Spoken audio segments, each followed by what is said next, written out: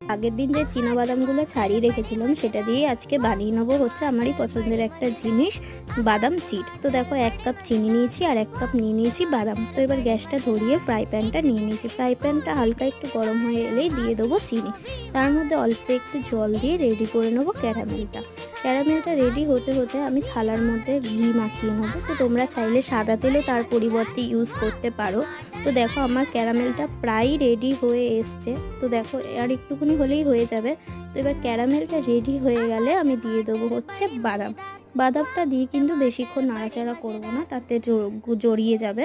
তো বাদামটা দিয়ে হালকা নাড়াচাড়া করেই আমি নামিয়ে নেব।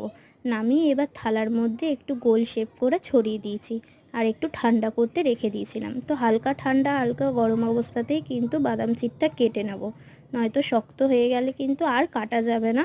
তো তার নয়তো আর উঠবেও না। তো দেখো কেটে নিয়েছি, আর না খেতে